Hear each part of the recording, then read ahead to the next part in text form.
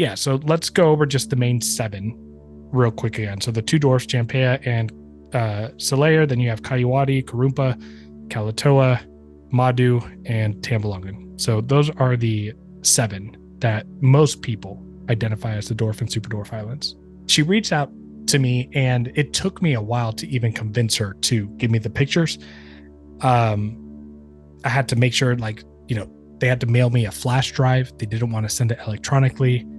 And then, boom, I ended up with the pictures, right? And when I ended up with the pictures... Welcome back to the Animals at Home podcast. My name is Dylan Perrin, and thank you so much for tuning in today. Today, I'm speaking with Lucas Bagnara, who is the host or the co-host of the Retic Longue podcast. He hosts that show with Nathan Katz. You can also find Lucas on his Instagram and Facebook page over at Lab Exotics. Lucas is somebody who has specialized in reticulated python keeping and breeding. So in this episode, I actually don't think I've done an episode specifically on reticulated python. So I was extremely happy to get into this with him.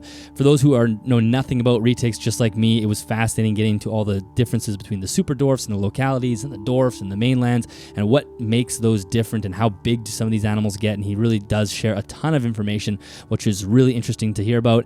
And we also wrap up this conversation discussing the Slither Files. Lucas was actually one of the, if not the reason that horrible situation was brought to the surface that allowed the rest of the community to be aware of what was going on. So a little bit of listener discretion advised at the end of this episode, but we don't show anything. I'll leave that to you to do on your own. I'm not going to show those pictures, but it was also a really important part of this conversation. Let's jump into it. Enjoy. Awesome. Well, Lucas, welcome to the podcast. Thank you very much for being here. Yeah, man. Thanks for having me. I know that we talked probably a couple months back, and just glad to finally be on. Yeah, I'm excited about it. I think just the concept of, or the topic of reticulated pythons in general, I think is something that I've not really talked about on the podcast other than just passing. We've had a few people who have, mainland large reticulated pythons who are doing a great job with them. But other than that, I haven't had, dove into the super dwarfs and the dwarfs and whatnot. So I really want to talk about that. I'm curious. I know from listening to your show, it sounds like you've been keeping retics for like 5 or 6 years or so. Is that where you started with reptiles, or were you keeping reptiles before and then you got into the retic world? Yeah, so I've been actually keeping reptiles since I was like 5. I remember, and the reason why I can identify 5 and not just say like childhood is because it was the year before I ended up making a big move. We moved to another city in Florida. So I remember going to the pet store like very vaguely, and what my parents tell me is my eyes kind of hooked onto snakes, and that whole year I would want to go look at snakes. And then for my birthday that year, my dad got me my first pet snake, which was I believe a red rat snake. And then like 2 months later, we went to go feed it. Couldn't find it. So who knows where it went. And that's kind of just back then, getting it from a pet store, and they gave us a little aquarium, a glass aquarium to put it in, and with a mesh top, no clamps. They didn't, upsell clamps or anything. So it went missing. About a year after that, I would say when we moved to Miami, when I was like 7 or 8, I got a ball python. And, that was like my first snake that I had for that snake was still alive when I went off to college. From there, living in Miami, there's a very, popular snake shop. I think it's Snakes on Sunset.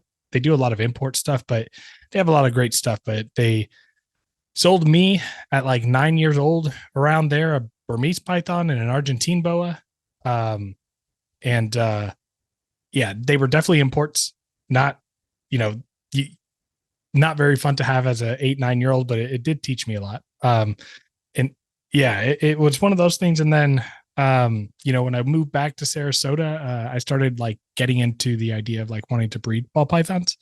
I got a pastel, I had my normal, I got a spider, and this was back, before, the general consensus was to not breed spiders. Right. So got a spider. They were my favorite. I mean, probably still is my favorite, incomplete dominant. But unfortunately that wobble issue. And then I went off to college to play baseball, and I couldn't keep snakes. And so after the first year, I came home and I just realized like that's not fair for my parents. I also had a carpet python at the time, all in my room. And so, I made the decision to rehome them. And yeah, I also had a Brazilian rainbow boa when I was young. I had iguana. So I've been keeping reptiles forever. Okay. Well, and of course, being in Miami, especially Miami, but also in Florida in general, and I guess that would have been like the 90s probably, right? That's sort of a crazy time for the reptile world, it seems like, with the sort of amazing amount of imports coming in from all different countries. And it kind of, I always consider it almost like the Wild West of, and really the 80s as well, but the 80s and 90s seems just like a crazy time to be in Florida in the reptile hobby. Yeah, I remember just being stunned, being young and going into Snakes on Sunset and seeing just about anything you can think of, things that, even all the magazines I had, I've never seen. But yeah, I was there from 98 to 2005. Wow. So then at some point in the last 5 or 6 years, you got into Retics. What was the story there? Yeah, so I'm a big nerd when it comes to, before I even got my first retic, I was always online kind of digging into like the forums back when snakes.com and King Snake and all that stuff was there. I'd go into the forums. And it was probably like my senior year of high school in 2011. And then from there on afterwards, I was always learning. I saw back in 2012 or 13, I came across, reticulated pythons were always just so fascinating. I love their faces. They look kind of, prehistoric with those big heads. Always read how, intelligent they were. And, but of course was like, I'm never going to keep one of these. Like they're way too big. And even back then, there was still the idea that they were kind of, quote unquote aggressive. But then I came across a thread that was titled like Honey Island Reticulated Python. So I clicked on it. And I was like, I've never seen this before. And, I know that you haven't had anyone on Superdwarfs. Honey Islands are now referred to as Madu. So it's the Palau Madu island, which is a considered a Superdwarf retic.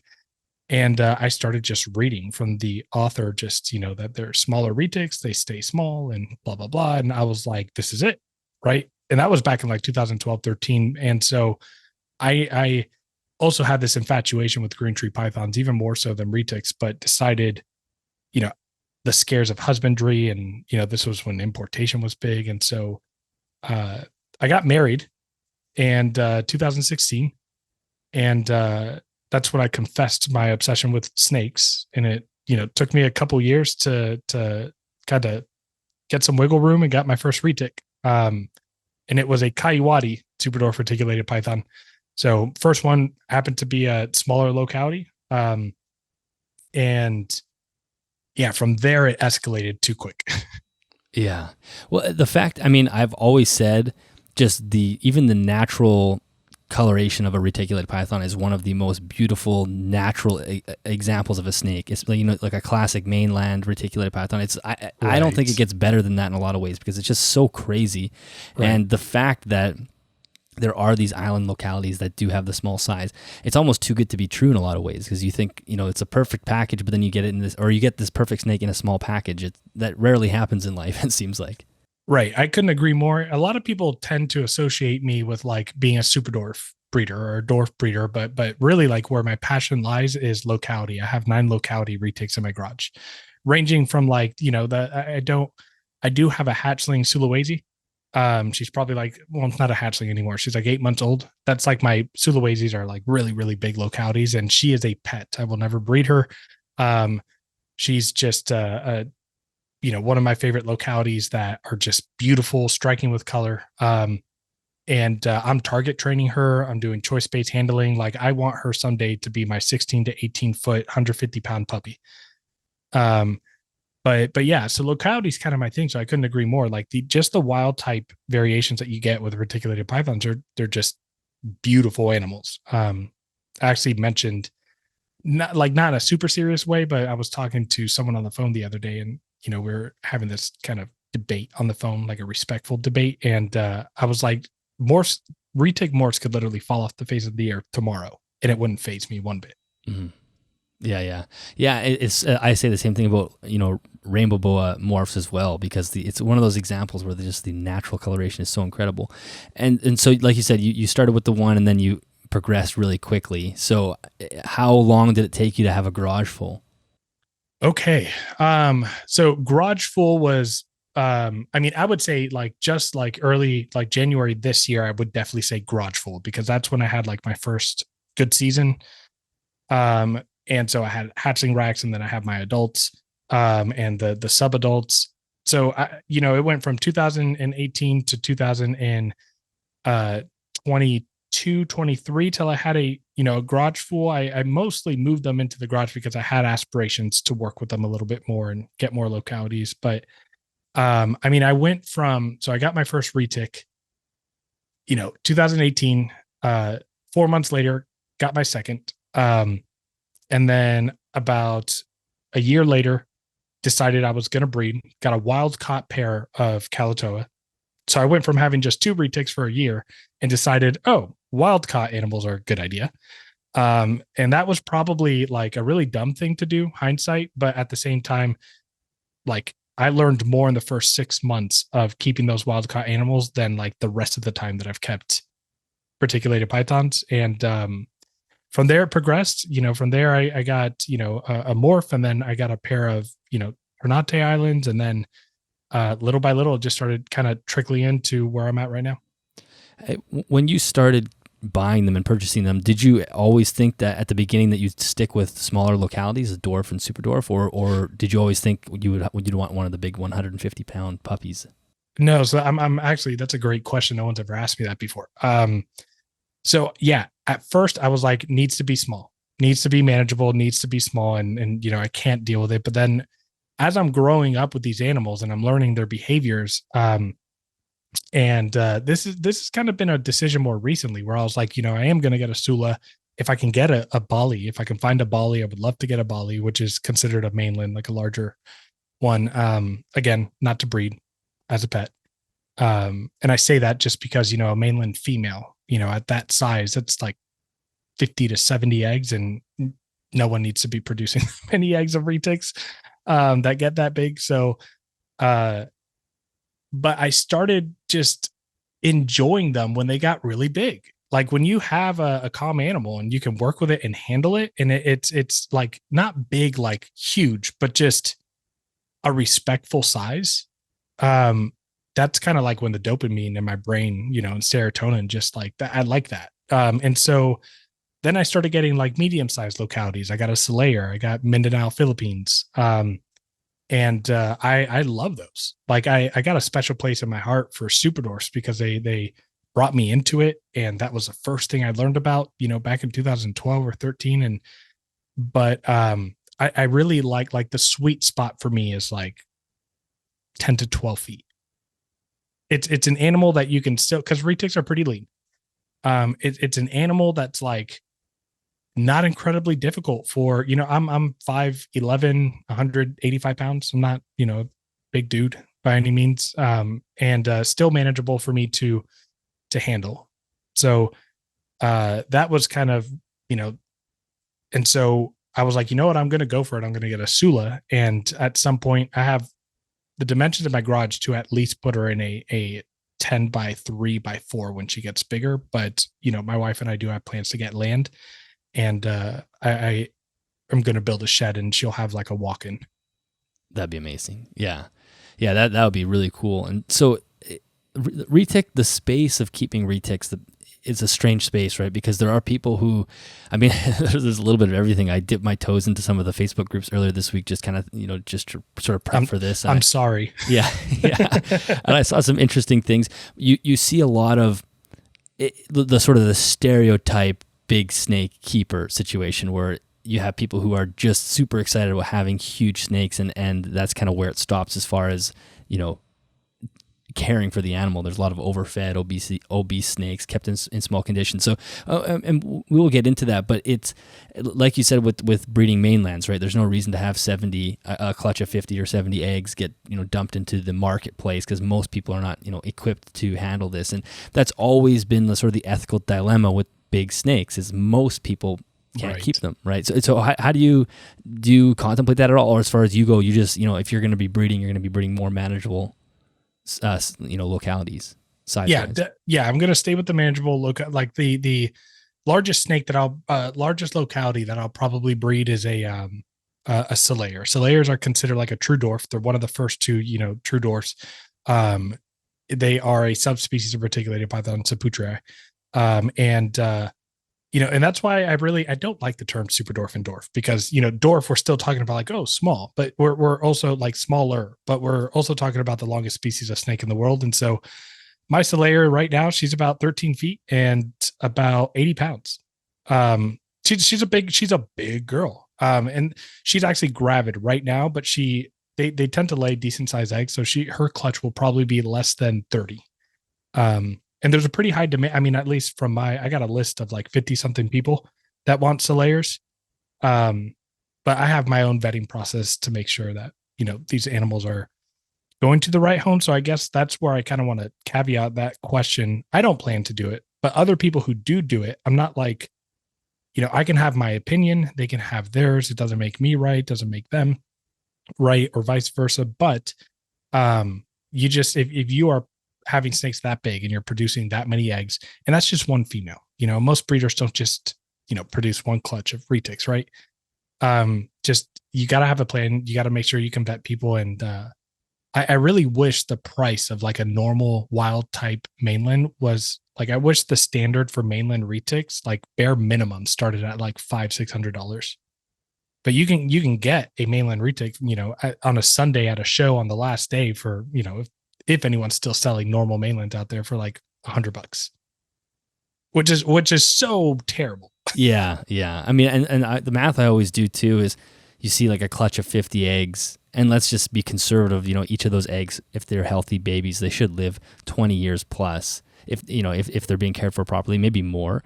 And so that's like 1,000 years of snake, that's been produced in each of those clutches. That's a lot of life there. And so I think there is some responsibility in creating that life.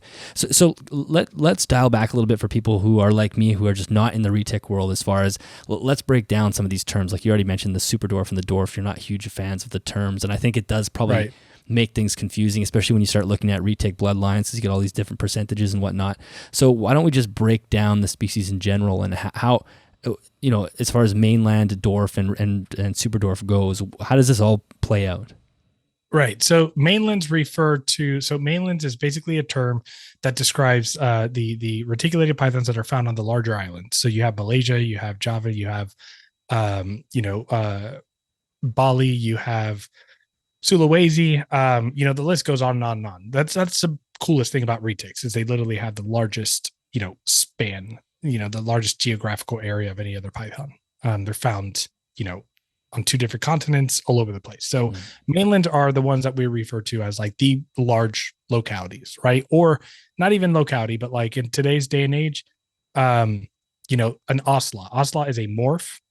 And that morph is still considered a mainland because it was found on, a larger island or larger landmass. So, and then you have dwarf. Dwarf originally, it was a term that was used to describe animals from 2 islands. So that's Jampea and Solaire Island. And now the term is those were the 2 original, but the way that I conceptualize it is you have large localities, medium localities, and small localities. So dwarfs are considered the medium-sized localities. And across dwarf, there are other localities. There are Ternates, and I think the Mindanao, Philippines fall in that medium-sized locality. They get 13, 14 feet, but they're super lean, right? So those are the dwarfs, right? When we refer to dwarfs, we're referring to medium size, and typically, historically speaking, it refers to Solaire and Jampea, and then arguably Kayuwati. Kayuwati is like, arguably, there's some people that are like, nah, Kayuwatis are dwarfs, and then some people are like, no, Kayuwatis are super dwarfs. I kind of think they're like the perfect in between, right? Like they're smaller than the dwarfs, they're a little bit bigger than the super dwarfs. Hence the problem with trying to categorize everything. Right, exactly. Especially with such loose terms that are kind of misleading. Mm-hmm. And then you have the super dwarf islands. Super dwarf islands, you can expect, an adult, full size, 10 to 12-year-old pure super dwarf, on average for females, still get anywhere between, 8 to 9 on the smaller side for these 10 to 12-year-olds, up to 10 and a half feet for, the larger size of females. And then, so those islands are Kalatoa, Karumpa, Madu, again, arguably Kayuwadi. There is also Tambalongan. Tambalongan is another subspecies of Saputrii. It's a smaller island that's off of the island of Slither. And Tambalongans, again, we don't have many in the US. In the UK, a lot of people call them super dwarfs, but again, there's some people that call them dwarfs. But at the end of the day, they're, I like to use the term manageable size retic, right? Because, as much as we'd like to, we can't predict size. So let's go over just the main 7 real quick again. So the 2 dwarfs, Jampea and Slither, then you have Kayuwadi, Karumpa, Kalatoa, Madu, and Tambalongan. So those are the 7 that most people identify as the dwarf and super dwarf islands. Okay. And then as far as their actual appearance, does each locality have a very specific, look to them? Like, can you tell by the eye, or are they all kind of blend together? Yeah. So, out of those 7, Slithers are, like, in my opinion, Slithers are the most distinguishable. Saputrii have like this, like, very blunt square nose. And that's actually pretty interesting that there's actual like a skeletal difference. Yeah. So they have a blunt square nose. They have more of a bulldog head. And they are just like red, orange, yellows with thick blacks. Very distinguishable. And then, Jampeas are the other subspecies. So it's the subspecies of Jampianus, and under Jampianus also encompasses the Kalatoa, the Madu, the Karumpa. Like, those have been kind of categorized in that subspecies. And now Jampeas are they're more distinguishable to the superdwarf islands, one because their size, but they have much wider triangular or diamond like back patterns. And high white rosettes that kind of, that you can see them. But as far as like the smaller ones, Kalatoa, Karumpa, Madu, and Kayuwadi, those 4. In my opinion, the most distinguishable out of those 4 is the Kayuwadi. Kayuwadis have, they are darker. They have a more red and orange undertone, but still kind of have that brownish, gray, silver background, rather than like the Slithers that are like, I said orange and red undertones, but they are like orange and red. But like it's kind of a debatable thing. Like, a lot of people like look at a snake and they're like, oh, that's not a Kalatoa, that's a Madu, or oh, that's not a Madu, that's a Karumpa. To be honest, like, everybody who makes those statements here in the US are using just the animals that we have that were imported here, right, as such localities. And the overwhelming amount of different polygenic traits and different variations of looks on each island, it's really not like in the US. Yeah, we could probably look at a Madu and say that's likely a Madu, but anybody who says they can do it 100%, I don't buy it. But yeah, in my opinion, I think the Karumpa Islands, Kalatoa, and Madus, I think they should have their own subspecies. I think they're so close related, and they're different enough from Jampeas because they stay smaller. But the 3 of those are a little overlapping, right, in terms of look. Like, just for what we know here in North America, for the most part, is Karumpas or Karumpas. They are known to be a lot more busy and chaotic at the neck, and more of just like a very broken, pixelated pattern. Madus are known to either be very stripy or have like very symmetrical diamonds along the back. And they have a little bit more of like a bluish green hue with like their iridescence and reflection.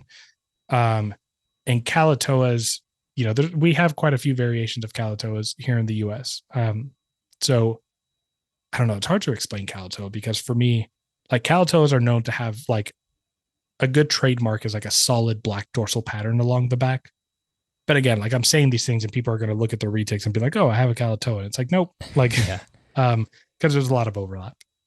So then I know in the boa world, you have people who are like Vin Russo, who are very strict with localities, keeping things pure as far as the lines go from these certain areas. And then you have people who are just like, wow, just like even hybridized species, who cares? I imagine in the retic world, it's probably similar. Is there some good clean lines of these things, or is there a lot of just like willy nilly, and then you end up with animals that who knows what it is? Both. Okay. So I probably, and I don't even say this like a tooting my own horn thing, but All of my locality stuff that's in my garage right now is like 80-90% F1. And I just produced F2s. So that's like, as far as locality goes, that's the furthest like away that I have is an F2. And so for me, I've made sure like my standard for it is I have to be able to go back and trace who the importer was, right? Mm-hmm. You know, there's an industry standard as far as reptiles go that is, you know, vastly different than the scientific community. The scientific community needs coordinates of where they collected that animal from. Us reptile keepers, you know, we don't have that. And so what we use is import export relationship and reputation, right? And so there are people out there that are blatantly dishonest just to make, because here's the thing, if you have like a pure super dwarf, like a mutt, like a mix, you know, those animals sell a lot less than a pure locality Kalatoa, Karumba, or Madu, right? So a lot of people are kind of influenced by that to kind of just call them that, which is why a big thing that we do on our podcast on TRL is to try to educate people, like, in the right things to ask and say, like if you're looking for a pure locality.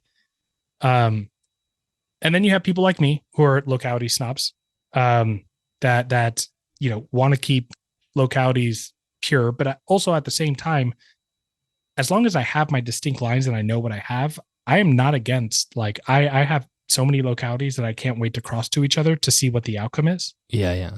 For example, there's a breeder that you know, created a super Maluku retic. So super for like the super dwarf part. So they use the super dwarf, and they bred it to a Ternate island. Ternate Islands are from the Maluku region of Indonesia, and he called them super Malukus. And dude, the combination of those two and the way that snake, that wild type snake looks better than any other wild type retic you've ever seen. Yeah, that's cool. So I will be plugging and playing, you know, with the right polygenetic traits to cross them. But as far as like representation, yeah, there is a little bit of misrepresentation of what's going on in the retic community in regards to what is actually a true locality. You know, and again, kind of my standard. And I think that, you know, I think it's kind of an industry standard, but maybe not, because some people don't, you know, there's a lot of things that were imported because of the Lacey Act and everything that happened with retics. A lot of stuff that were imported earlier on that, you know, there's a term now that Garrett Hartle called old school superdorf, right? So if we can't trace it back because we don't know where they came from based on importation, we call it old school, right? And so it has no locality stuck to it, but we know it's from one of those islands. Right. But there's some people that are calling their stuff certain localities, even though they don't have import data, because that's what they were told or whatever the case may be. So, and it's, again, like, it's not that they're completely wrong, you know, because although they can't prove it, like, how can also someone disprove it, really? So that's why my standard is high. When I buy my animals, I want to make sure I can trace back to importation. Yeah, especially if you're going to be working with them as a breeding project. If you're just going to keep it as a pet, it doesn't really matter, right? No. But if you're actually wanting to, you know, continue on a line of them, you want to have clean records. And then, I know another thing that happens in the retic world, obviously, is because you have these different localities with different sizes, and then you have different morphs that pop up inside different localities. So maybe you have more morphs in the mainland. You have mixing that way because people want to drag the morphs into the smaller animals. And then I think that's where you guys get these like crazy percentages across, you know, all these different things. So maybe you could explain those percentages for people who have no idea what that is. And then I'm also curious, how reliable are those? Because I assume that's an indication of what you might be able to expect for size. I'm curious how reliable those percentages are. Right. So in terms of reliable, you're referring to size, right? Yes. Yeah. Okay. Good. Okay. Just wanted to make sure. So because there's another aspect of reliability when it comes to, like, if those locality percentages are actually accurate based on like, you know, can they, so, okay. So let's do simple math, right? So, you know, if we're taking 100% Kalatoic, remember Kalatoa is a super dwarf, and we're taking it to like a mainland Motley, right? So Motley is a morph, and you take those two together. Motley is an incomplete dominant. When you take those two together, half the clutch is going to be Motley, half the clutch is going to be normal, you know, mathematically speaking. And what you do to determine the percentage is there you have a super dwarf that's a Calto that's 100% super dwarf, and then you have a mainland that is 0%, right? So there's two animals. So you take 100 divided by 2, and you're left with 50%, right? So let's say I do a 50% super dwarf to 100% super dwarf, right? So now we have 150 divided by 2. Now we have a 75% super dwarf. And so where a lot of people start to get confused, like when they see 37.5%, right? Like, how do you get that? Right. And so it's basically just, once you're in the game kind of long enough, you can kind of, you start to understand like what makes a 37.5%. And, but yeah, so it's just a matter of like, doing the math. If I take a 50% super dwarf to a 25% super dwarf, I get a 37.5% super dwarf, right? Mm-hmm. Now, if we're referring to localities, right? So a lot of people, Reach Out Reptiles has taken a lot of different localities to different morphs. And so he's produced a lot of amazing looking animals that are like, they're 50% Kayuwati, 25% Kalatoa, and 12.5% Slayer. So you have to know what the parents are. And when you add those together and you divide by 2, that's the locality that you're looking at. Now, as far as how accurate those percentages are to size, there's 2 different ways of thinking about this. There's a lot of people out there that believe in quote unquote bloodlines, right? So like there are small bloodlines, and then there are some, super dwarfs that fall in the larger bloodlines. And then there's another school of thought that, if there is any percent mainland in that animal, then it has genetic potential to possibly be larger, right? Mm-hmm. My thoughts is that the higher the super dwarf percentage, the more likelihood that the genetic odds are going to hit that most of the snakes in that clutch are going to be on the smaller side, versus that, where the mainland comes from, right? So let's use 75%, for example.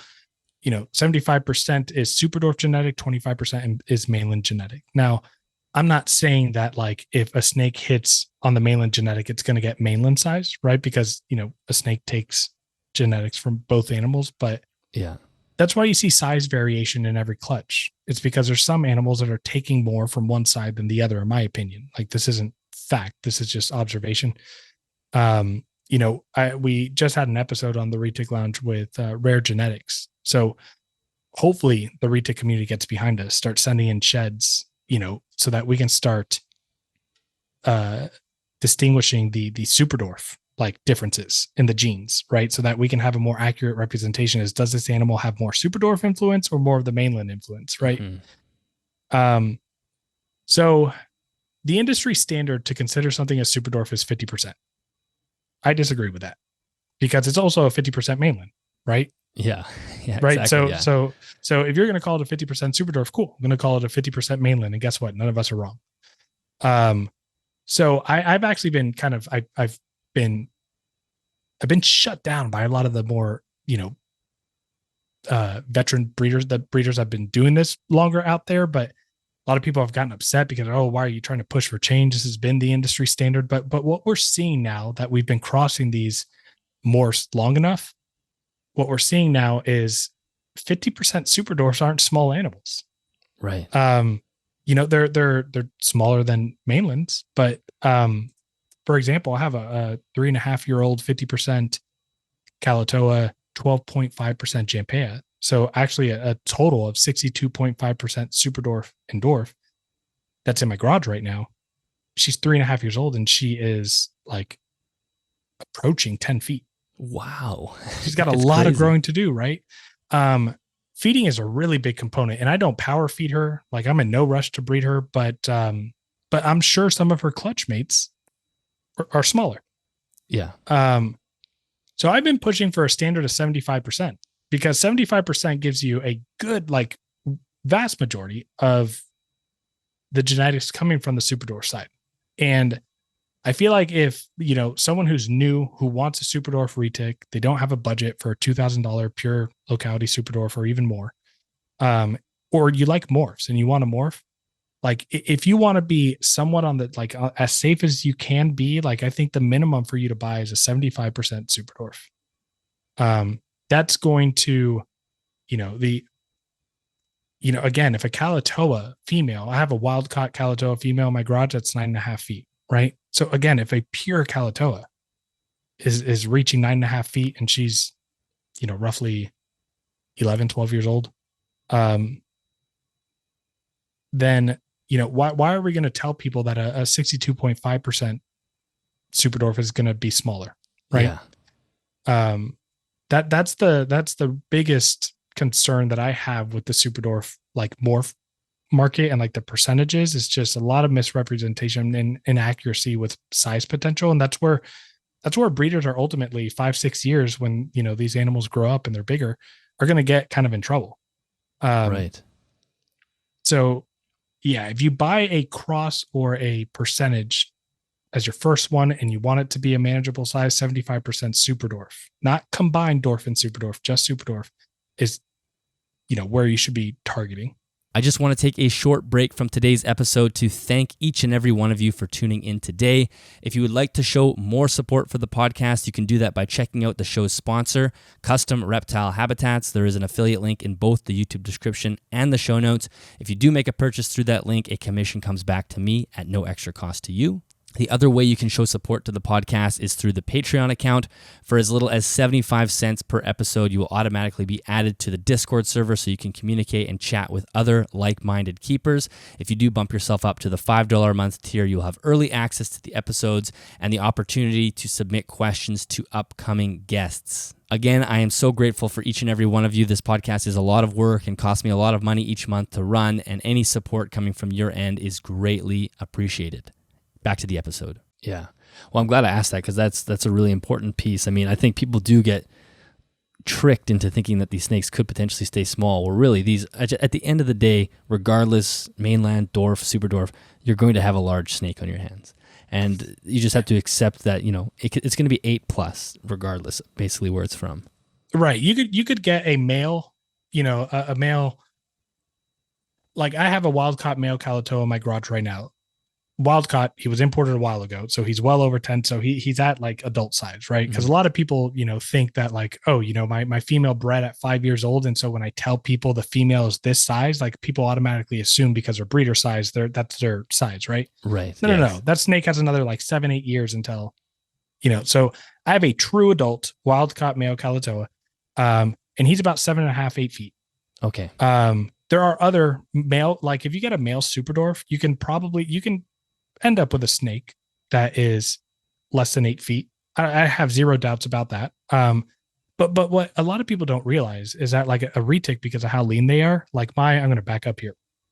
My male wild-caught Calatoa, if I have his body in my hand, right, in his coils, his head will extend to like my bicep, and I can hold an 8-foot snake in one hand, no problem. Right. So a lot of people get like this idea that like, oh, it's 8 feet. It's 2 feet or 3 feet taller than me or longer than me. Yeah. And that's huge. And it's like, no, it's really, I promise it's not. Like and especially if you get them as babies, you're not even going to bat an eye 10 years later if that snake is 8 to 10 feet. Yeah. That snake's going to be your best friend. Yeah, I totally agree with that. I mean, it's funny because I have a boa and she's just getting over, sort of the 6-foot mark. And if I tell non-reptile people that, they basically hit the roof. They're like, oh my God, that snake is like going to like eat you. And I always say to them, her head is like the size of an eraser. It's like she's small. Like you think of a 6-foot snake, but you don't realize that it's it's not that thick. They're fairly lean as well. I mean, a boa might be a little bit even beefier than a retic, but it's even an 8-foot snake is not massive. Yeah, I often tell people like a 6-7 foot boa is the equivalent of like a 1.5 foot larger retic in terms of like weight and handling. Yeah, that makes sense. Because again, retics when kept healthy are really lean. They're strong, right? I'm not saying that boas are stronger, but boas, man, they're dense with muscle. Like they are dense animals. Yes, they are. That's why they destroy everything. Like that's why I'm always like, oh, right. I set up an environment for them and they just like plow over everything because they're very dense. Right. I love the little mini ecosystems you have in the back with the enclosures that you do for your animals. It's awesome. Thank you. Yeah. They're fun to put together. The always like to dismantle them, but Yeah. As far as behavior or care across localities or anything, is there massive differences? No, I mean, generally speaking, you can keep them all, so what most people do as a mistake is they keep, reticulated pythons too hot, like way too hot. Back in the day, and even now, some mainland retic breeders, a hot spot of 90, right? And that's way too hot. Like when I used to keep on a gradient, now I just do full ambient. Yeah, I would rarely ever go above 86. But I would say 86 to 88 is a sweet spot for a hot spot. Actually, let me you can go to a 90, even a 92 basking spot for your retic, but you have to have a big enclosure. You have to give it the ability to escape that, because I've seen retics that love sitting under 92 after they eat a big meal and they're fine, but they don't end up pushing or pacing because they're too hot. Because what typically has happened is retics historically haven't been kept in the size enclosures that they should. And so when you have a hot spot of 90 in a 6-foot enclosure with a big retic, it doesn't have, like, if it goes to the cool end, half of its body is probably still at 88, right? Like it's not able to really cool down. Yes. But generally speaking, when I give my recommendations for retics, it's 86, 88 hotspot. And these are like surface temperatures, not ambient. And then, the mid to upper 70s on the cool side. Your room temperature is going to impact, if my room temperature was like 78, I'd probably only have my hot spot at like 84. But ultimately I would say that super dwarfs, ideally, when I first got in, I had heard that, super dwarfs you can keep in cooler temperatures. And if you were to go right now and check the temperatures on Sulawesi and then check the temperatures on Kalatoa, so a mainland versus a super dwarf island, I want to say almost every time that I've checked, it's actually been cooler on the super dwarf island. So if my phone will load, I'll literally do that right now. Yeah, sure. Yeah, take a look. Because it's interesting, because I now run ambient in my garage, and kind of when I was setting everything up, my idea was to basically do like Indonesia in my garage. I have a humidifier and a dehumidifier to make sure that my ambient levels in the garage stay the same. And then I have a fluctuation of temps. I use a mini split, and I use a fluctuation of temps with nighttime drops, daytime highs. What are you using to heat? It's a heat pump mini split. Oh, okay, gotcha. Okay, so right now I'm gonna Google, or not Google, but all right. So Sulawesi,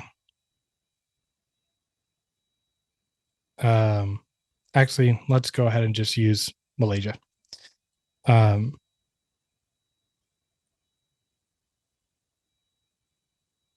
Why is this not pulling up Malaysia temperature?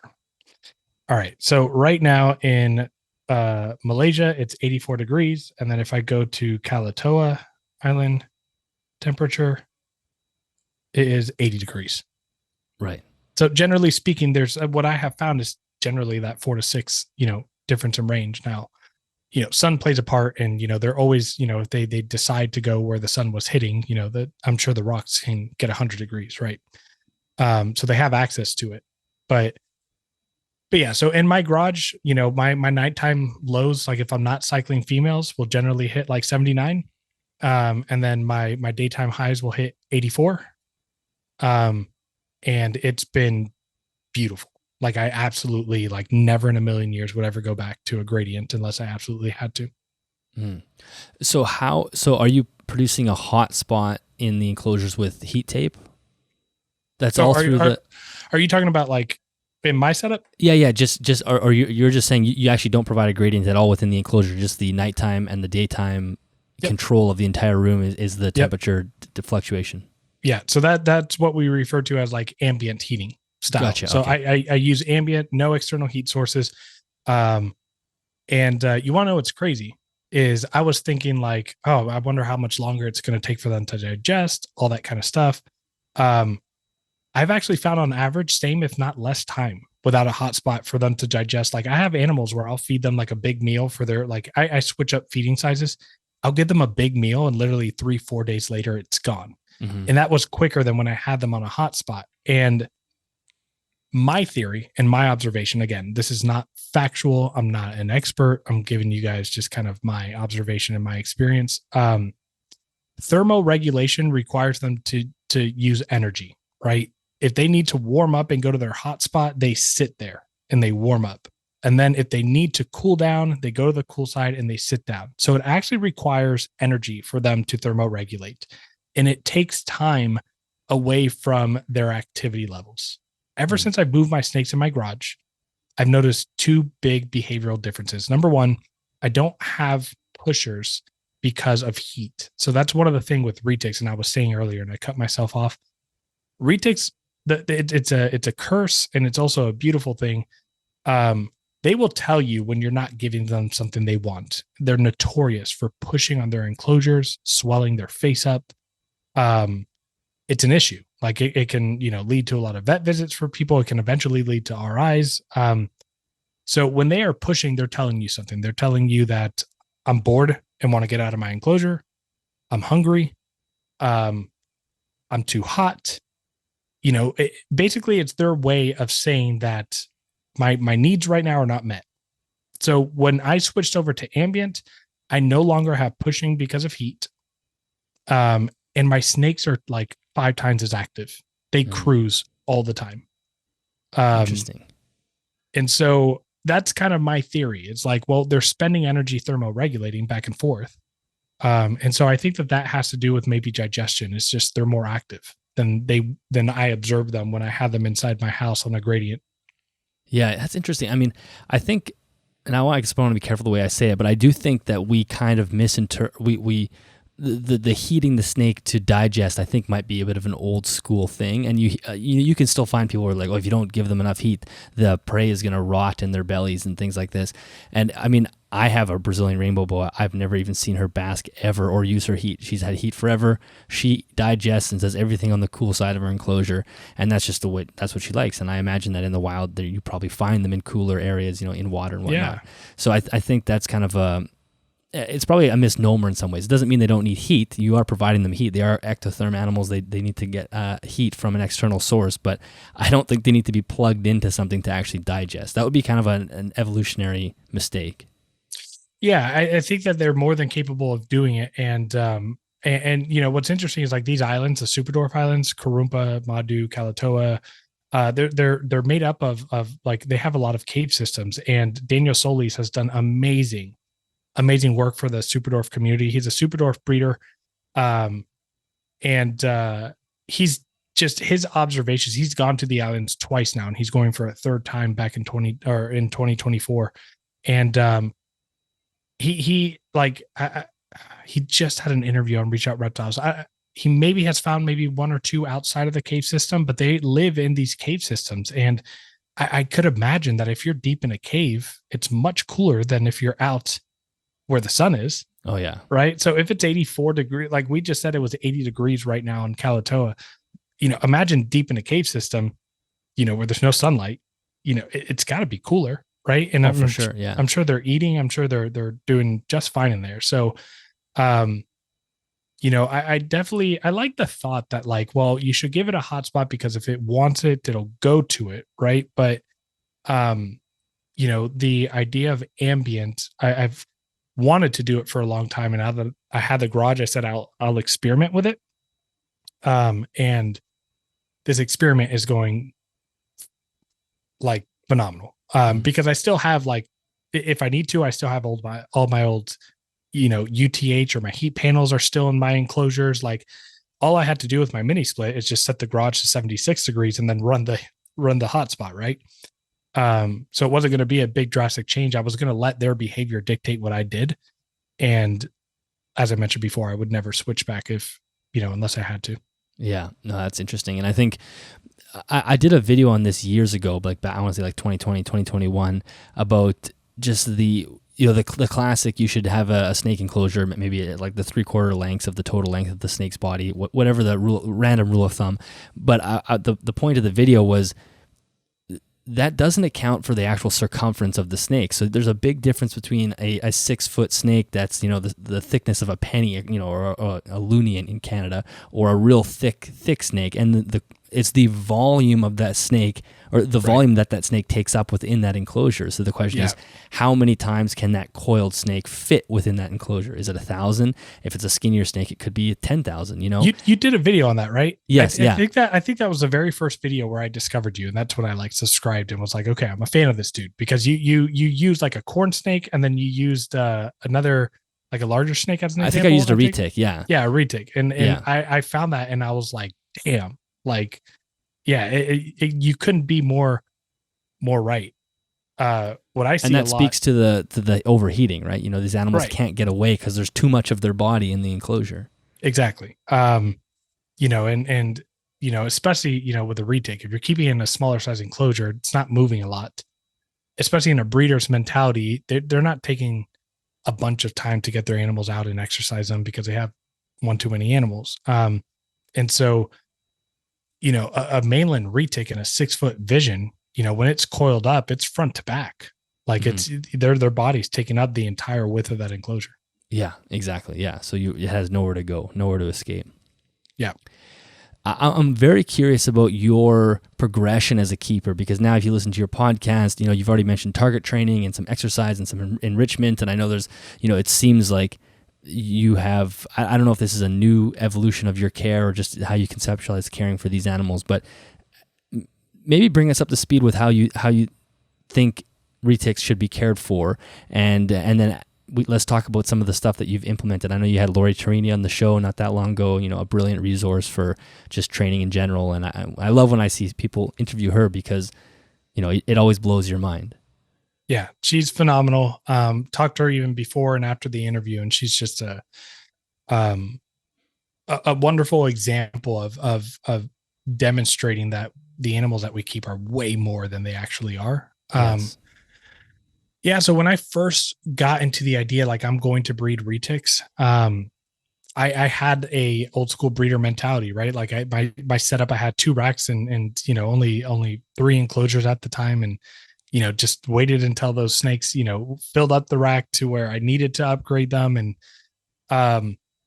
minimalistic approach with, paper and, a water bowl and, maybe a hide for some of the more nervous ones. And yeah, I mean, the old school approach, and I never thought this, but, the old school approach with retic keeping is, if your retic is reproducing and, having healthy clutches for you, then your snake is fine. Right. Mm-hmm. But obviously that's not true, because retics are very, very tolerant of neglect.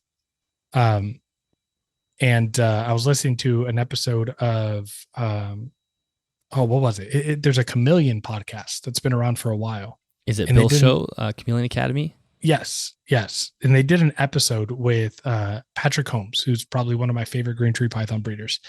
And I was listening, and they were talking about husbandry, right? And like, is it a beginner, intermediate, advanced? And Patrick's response was, it was beautiful. It like stuck with me so hard. I almost like daily, I think about it. He said, every snake has its parameters to care for.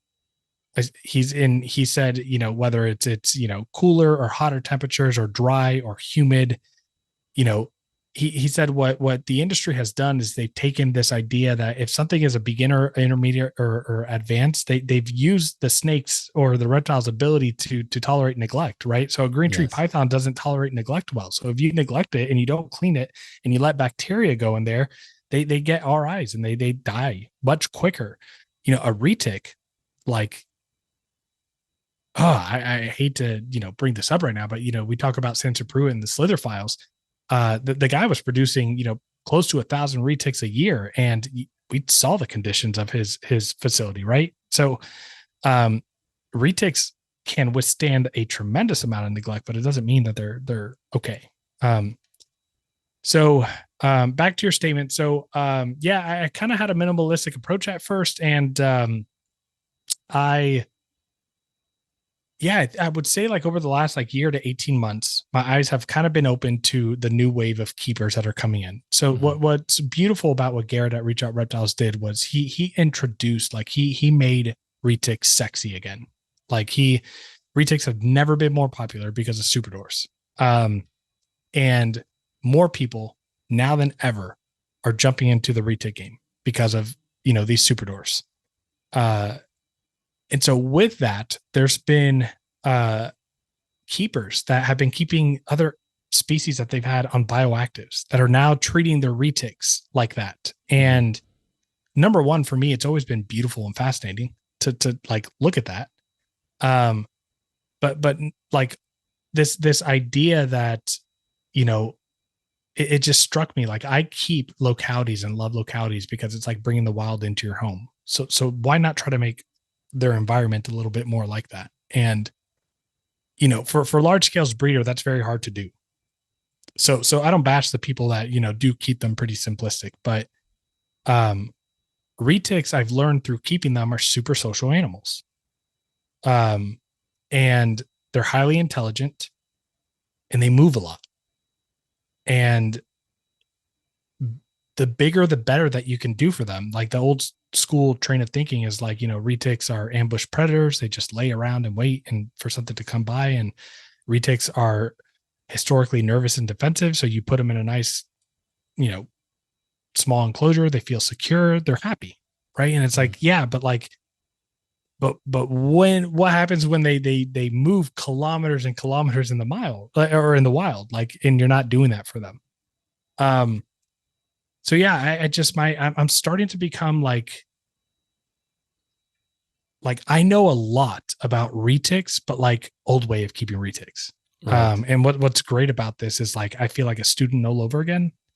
And I know I haven't even been keeping long. So a lot of people are like, oh, well, you don't even know anything, but I would say that like knowledge comes from, number one, how much digging into. Like, you got to realize I came across Super Dwarf Retics in 2013, didn't own my first one for 5 years after that. And if you think I stopped reading and learning about retics in those 5 years, you're absolutely wrong.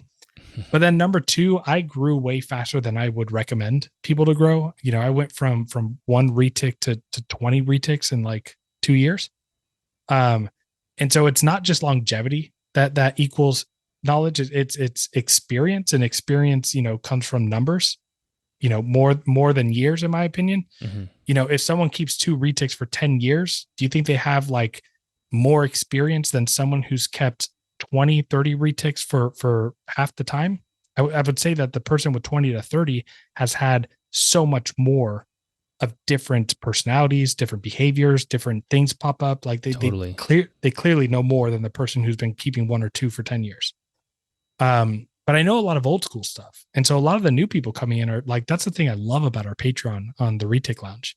We have people from all shapes and sizes of keeping different species that are like, they're teaching me. I feel like almost more than they're learning on the podcast. And so, yeah, my mind has just kind of shifted, and I would stop going from breeder mentality to curiosity mentality. And I recently started doing bioactives in my large ARS racks for my holdbacks. And I'm doing target training because I have a great buddy of mine, Duran Guerrero, with visual serpents. And he was the first person with retics that I ever saw doing it. And then he showed me on video one day, and then we did an interview with him early on in the podcast. And time again, he proves me wrong when I was like, no. He proves me wrong every time. And then seeing the new people come in, they're like, yeah, I'm target training. And I'm like, show me. And they show me, and it works every time. Because I'll tell you what, my snakes, my retics that aren't target trained, when I open up that enclosure, they're coming out for food. They're not mean, but that's just a retic's like natural response is food. They associate opening up that enclosure. And so for 5 seconds, when you open up that retic's enclosure, you have a dangerous snake on your hands. Yes. Yeah. Target training and choice-based handling. Now, I've been doing choice-based handling before I even knew that was like a thing. My own variation of it, just opening up the enclosure, standing back, they would lunge out for food, and then I would just wait, and I would let them start thinking. And it's amazing when you get the end product that's rewarding for yourself, but you don't realize how rewarding it is for that snake as well. You're not taking the hook and dragging them out every time. Yeah. As they're grabbing onto perches and things, and they're all to try tense to, yeah. Now, I still have to do that, right? Like, I do have quite a bit of animals, and it's me, and I have one helper. And when, I walk into my garage, and within a day or two, I have, 8 adult retics that crapped, and I don't have the luxury and time to sit there for each of them to decide if they want to come out or not. And then if they decide they don't want to come out, it's not easy cleaning around a retic, right? It's not like another type of snake where you can reach in and just pick up and replace bedding or whatever the case may be, because when they pee, man. Even like an 8 to 10 foot retic, they pee a lot, and their poops are big. So I still have to do that, but every single opportunity that I have, I'm doing choice space handling. And I just started target training probably about a month ago, less than a month ago, with 2 of my pet retics. So the Sulawesi female. And then I bought a 68.75% Kalatoa Super Dwarf, Kalatoa Tiger Het albino pasta anery from Nathan Katz, my co-host, of Katz Reptiles. And that's just a pet. My wife, she tolerates me having snakes, but she loves the tiger morph. And so, that's a pet for my daughter and my wife and me. So we're target training and doing strictly choice-based handling. I do not take them out of their enclosure. That's cool. And I already see in 3-4 weeks, it's different than when I was keeping my retics that were super young just a few years ago. Different experience. And it kind of makes you feel like a kid again. It excites you. I kind of have a rebirth of excitement with working with these animals. And so, long story long, I'm slowly going to be moving over to naturalistic setups. And I say naturalistic because that's what I refer to as bioactive. And I want to do that to, I think the future of being a retic breeder and being successful and people wanting to buy from you is having less retics in naturalistic setups. My end goal, which would be beautiful, it's going to take a while to get there, but if I can have all of my localities in naturalistic enclosures, and I can allow all of my pure locality clutches for the mom to maternally incubate, that would be just heaven. Yeah, that'd be amazing. I mean, I think that's a good way to go about it as well, because then you can demonstrate to the buyer, here's how you can care for this animal. This is what it looks like. Or, I mean, if we go back 10 years, I mean, you can still find articles on Reptiles magazine that say a mainland retic can fit in an 8-foot enclosure. That's where it needs to be. And so that sort of, if you tell somebody that it can be happy in an 8-foot, or quote, happy in an 8-foot enclosure, then it's easy to get a lot of 20-foot snakes in small, stack them up, and it's not necessarily the best thing, or it's definitely not the best thing for the animal. So if you have a larger setup that's more naturalistic, that really draws somebody in, I think it makes more sense for both the buyer and the snake. So was it really Patrick's quote on that podcast that sent you down this journey? That's what really sent you to start looking? No. So Patrick's quote really kind of blew my mind in the sense of defining what a beginner, intermediate, and advanced species is. Right. It's that neglect. Man, I can't really, I'm going to give the credit to a lot of, again, a lot of the new keepers. And, I mean, so since I've been keeping and been on social media, seeing the naturalistic enclosure is just amazing. Right. Again, my passion's locality. It's this whole idea of having something that's from the, that looks like it is on that island, and knowing which island it's from. That's what excites me. So I started seeing the new keepers and breeders doing this, a couple of years back. And, at first I was thinking in my mind, well, that's unrealistic for breeders, with the amount of animals and the hatchlings and all that stuff, and not going to work. And then I was wait, why do breeders have to have a lot of snakes? Why do we need to have a lot of retics? And then, I ran into target training from Duran, and then I started looking into Tori, and then I started making friends that had naturalistic setups for, retics and other species. And really what really cemented this, that made it. So I'm doing this experiment with UV lighting and my Halmahera locality female. So I kept her in a rack when I first had her. And then, the experiment was, okay, let's put her into, she was a very nervous, defensive, bitey animal. And I was like, all right, I'm going to put her in a 30-inch by 24 by 24, which is a mansion for her size at the time. And at first I didn't have the first stage was no UV light on paper with a water bowl. It does have two perches across and a sky hide. And then I put some hides, like plastic hides, on the floor. So that was phase 1. No UV, paper. Phase 2 was UV on, same setup. Phase 3 was adding bedding instead of paper. And now where I'm at with phase 4, it's a naturalistic, and there's, real wood in there. There's, a soil mix. There's, a cleanup crew, a naturalistic setup. And, the process has not only been so fun and rewarding, but just her, and maybe this is just her, like, used to seeing me more, but instead of being in a tub, but she's become like one of my favorite animals to hang out with. She still flies out for food first reaction, but once you turn that food response off, she's great. Before, it was a guaranteed bite. And I built my first bioactive and was just like, man, this looks awesome. The buggies, the little bugs are awesome. They're cool as hell. Like, I like that. My daughter loves seeing them. That's cool. She used to like pull me and say snakes, and want to go in the garage. And now she's like, bugs. She wants to go see the bugs. And that's really what was like, this is doable. Like, this isn't impossible. And it doesn't need to have like trees and plants where the retics are definitely going to destroy. Right. But if you have natural wood in there, you have shelves, you have, rock walls, and you have, it's just, it looking at the enclosures that I've done bioactive is so much more rewarding and satisfying than looking at my aspen bedding with a water bowl and, a hide. Yeah. And really, it just, at the end of the day, gives the snake something to do, which is so key. And for me, like, I have one boa who every couple of weeks she'll start to surf the glass. It doesn't matter, and that's one thing Lori taught me that was helpful. It's like, some animals, it doesn't matter how big of an enclosure you give them, they're going to pace. So with her, I just let her out. I just open the door and she just explores the basement. I'll let her explore for 2 or 3 hours, and then she's good for a couple of weeks. It's like, she just needs to get that outlet. But it causes me so much psychological distress seeing her pace. Like, I can't handle it at all. I think some people just don't mind it, but for me, it kills me.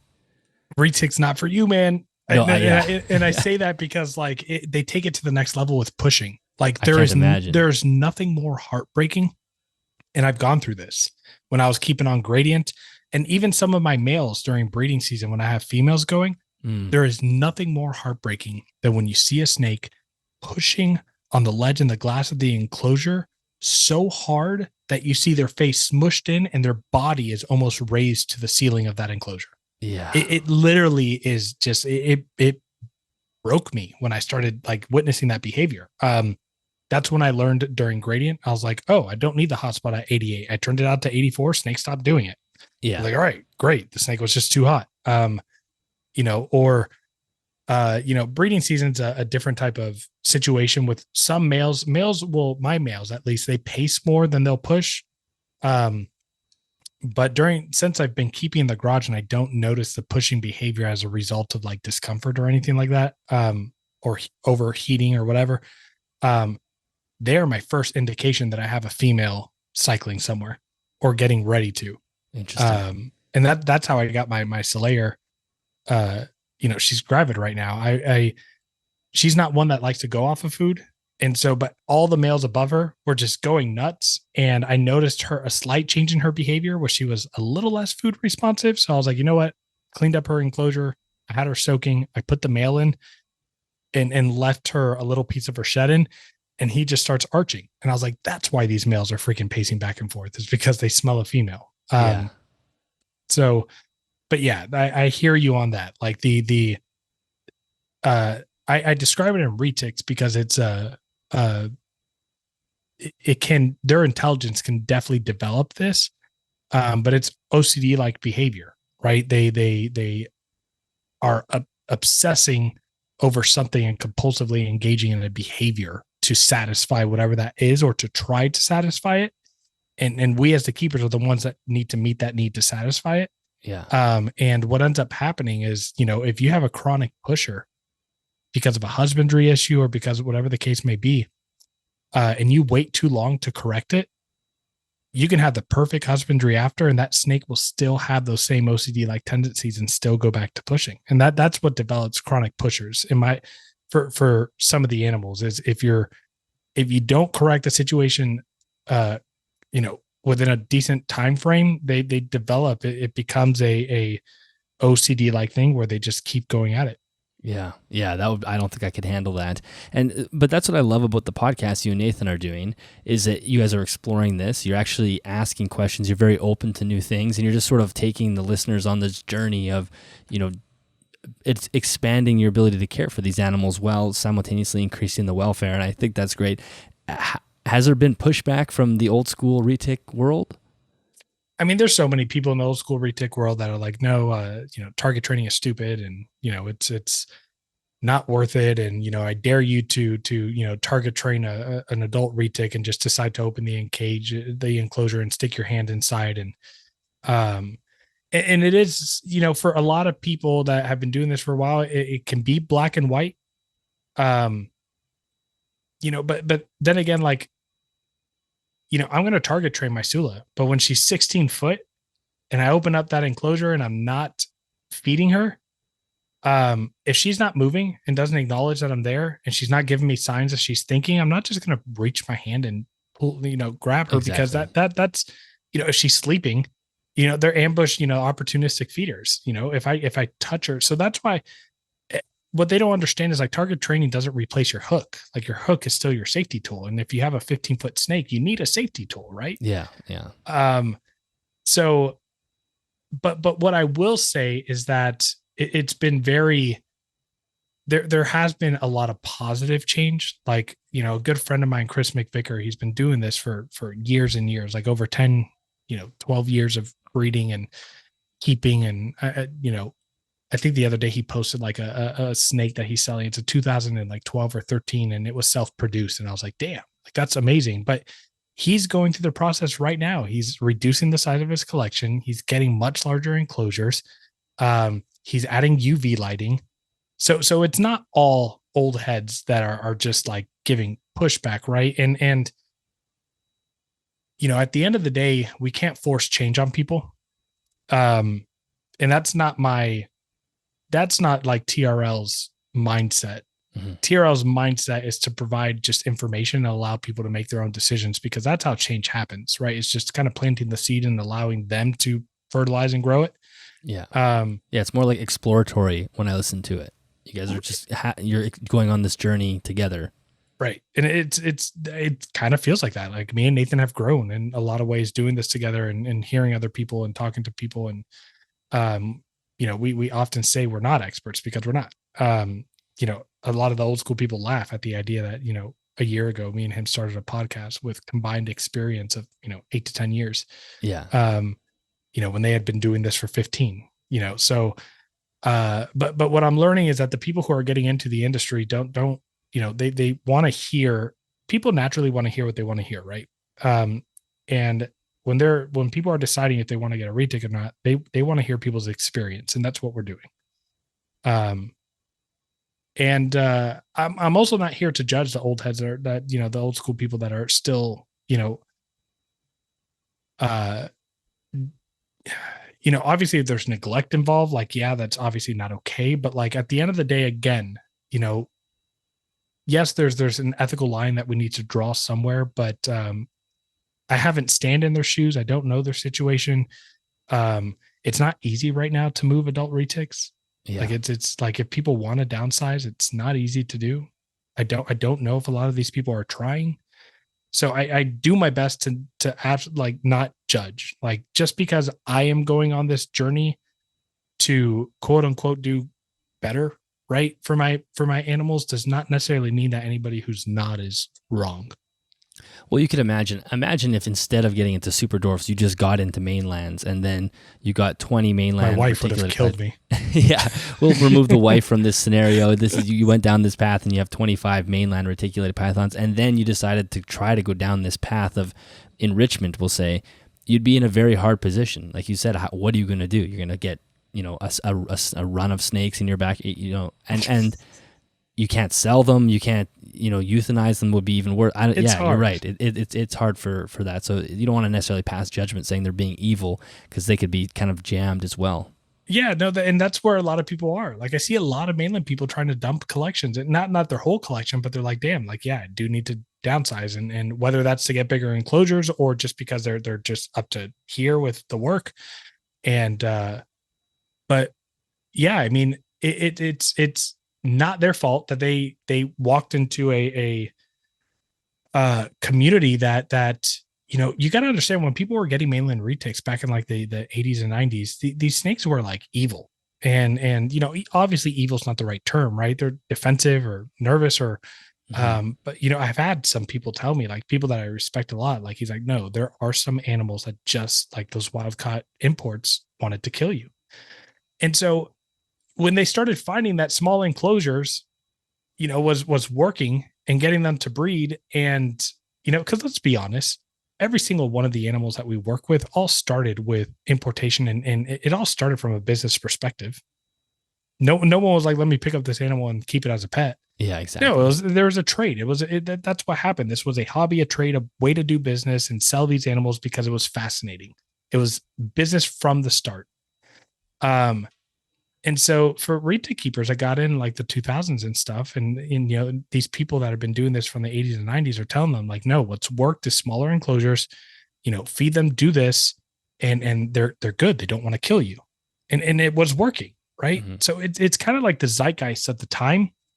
And that's what they learned. That's what they did. That's what worked for them and prevented them from getting bit and wrapped and they were having clutches. So again, back from a business mindset of like, the business trade of this, where it all began.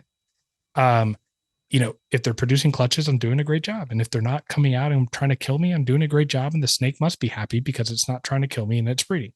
Mm-hmm. It's not a far-fetched idea, but we just know so much more now that we see what they're doing as like just neglect, and I feel like that's really unfair to do for them. um and rather than like just judging, like why don't you like pinpoint someone and just like message them and have a conversation and see where they're at, right? I will say I've done that, and there are people that are dead set in their ways, and what they're doing is not okay. And at that point, I can then, instead of making a judgment, I can know for a fact that's what they're doing. Yeah. But there are some people that are trying to reduce the size of their collection, and it's not happening as fast as they would like to. I do know people that, Eric Lee is another example. He's a huge Superdorf breeder. Um, Probably one of the best guys in the Superdorf community, if I'm being honest. He's been a mentor of mine. Um, he did the same thing. He's been keeping retics since the 90s when there were wild caught imports. He had those animals and then got to Superdorfs, and, he had a lot of animals, and he's doing the same thing. He's renovating his garage. He's getting rid of older animals. He's downsizing. He's being more focused. He's getting much larger enclosures. He's including UV lighting. So not everyone who's been doing this for a long time is stuck in their way. Yeah, that's cool to see. Well, should we talk about the depressing part of this this conversation that we had planned?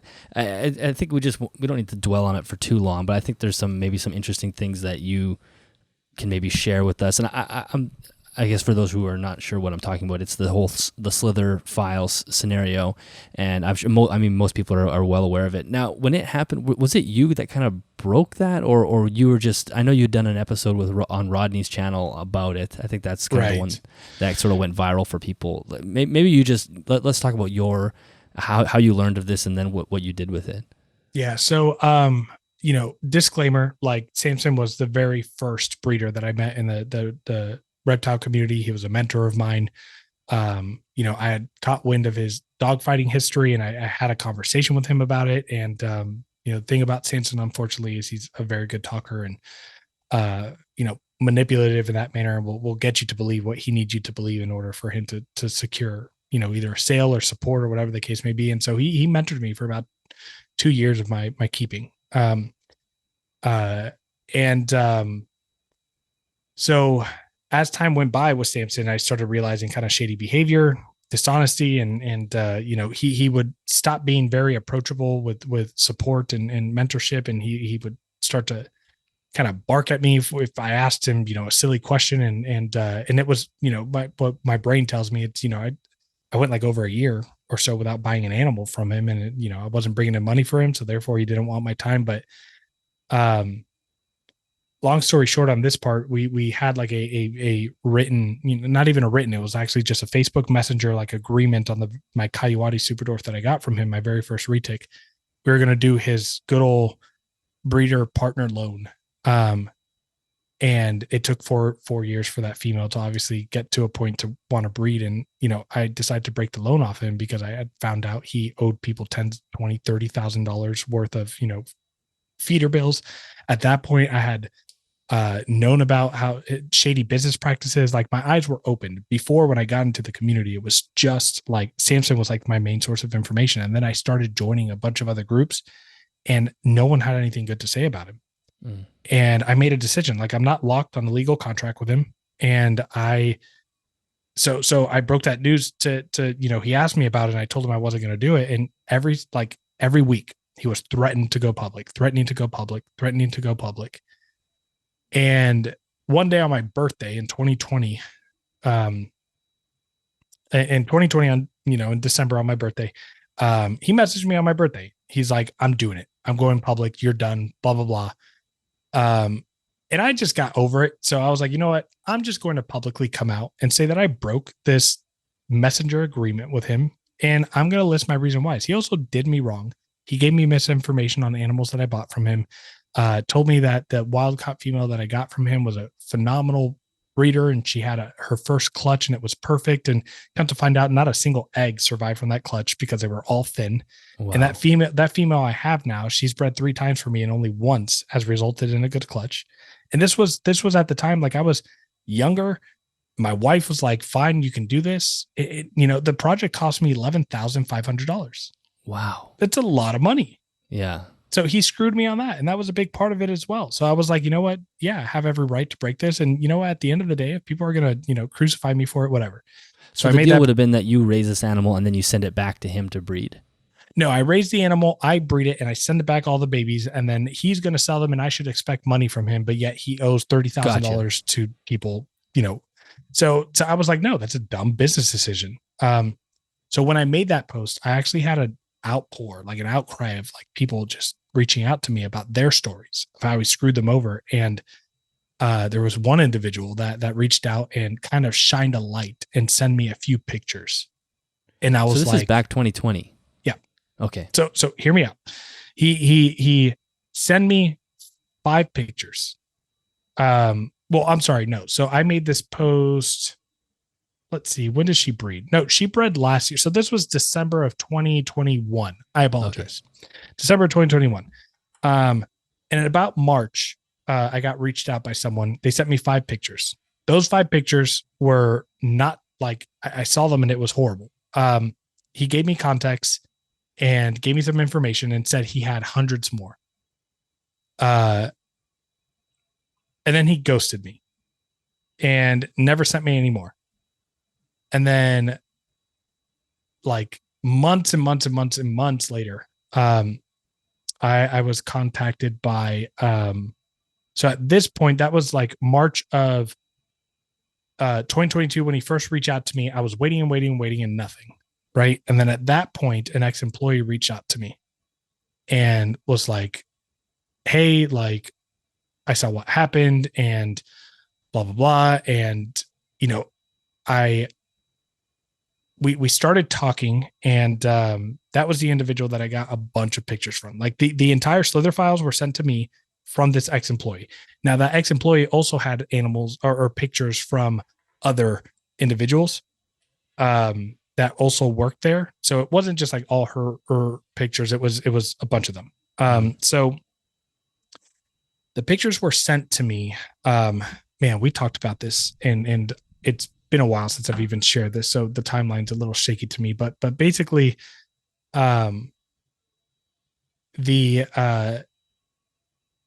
she reached out to me, and it took me a while to even convince her to give me the pictures. I had to make sure, like, they had to mail me a flash drive. They didn't want to send it electronically. And then boom, I ended up with the pictures. Right. And when I ended up with the pictures, it was, man, I'm trying to remember when everything was. I'm gonna go back to our conversation. I want the timeline to be okay, but Yeah. so I guess my point of what I'm saying with the timeline is there was this idea that the public thought that these pictures were being hoarded for the longest time, right? Because what ended up happening was I shared a few of the pictures with Rodney, and Rodney being Rodney, made a video about them, and he like just a few pictures, and more to come, and he kind of built hype on it, which it's kind of like drama, right? But at the same time, like also like people are looking like, whoa, what the hell is this? Um, and so what ended up happening is like a lot of people thought that like the pictures were just being sat on because like a couple months went by until I made the pictures fully public. Mm-hmm. And the way that I did make them fully public at the time was, I used Rodney to kind of release some more information, and I sent Rodney the files, and he created the Slither Files Facebook page.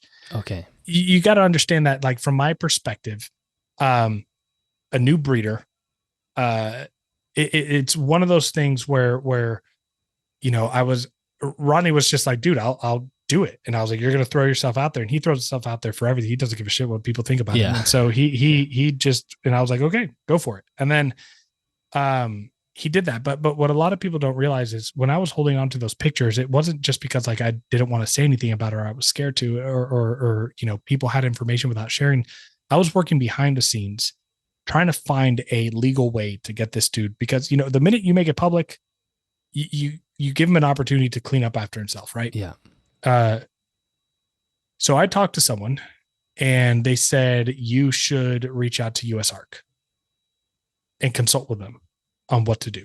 And I was like, that's not a bad idea. Phil is a really intelligent individual. They obviously on their website, their mission statement, makes a statement about neglect, and, they don't stand for that and blah, blah, blah. So I reached out to him, and just the timing of me reaching out to him and like when everything was falling, it was also during the time of, Florida USARK, in the horrible, quote unquote euthanization of those pythons that were, killed. Right. So we're talking like spring 2023. Yep. So I reach out to him, and, I told him, I was like, hey, here's kind of my plan. Like, I don't want this to be public, but like what I was planning on doing is just sending these out to a bunch of shows. I want to send them out to a bunch of shows and vendors, and I want to cut them off on being able to go to any shows. And then after that, I'd send it to Morph Market and see what that does. And then, do I go public with it? Do I not? And, he's like, no, I think sending it to shows and Morph Market's a good idea. He's like, go ahead and do that. So I sent it out to Darian at Morph Market, and I sent it out to a bunch of shows, and, I got a lot of positive responses. Like Darian cut off Samson well before the Slither Files, because I talked to him and I sent him the images and shared the files with him. But what Phil told me, he's like, let me work behind the scenes on people that I know and I could talk to, and let me work behind the scenes and see if we can try to find a legal aspect to handle this. And, he worked with me for about a couple of weeks, and, when I reached out to him to get an update, we just weren't making progress. And at this point, things were getting stagnant, and I hated sitting on the information. And so I texted him. He didn't get back to me. I texted him the next week, didn't get back to me. I then texted him 2 weeks after that. He didn't get back to me. And, and this is where, my a little bit of I support USARK, love what they're doing for us. I go to all their auctions at the shows that I go to. I'm a USARK member, and I'm donating an animal to a USARK auction at Texas Carpet Fest. But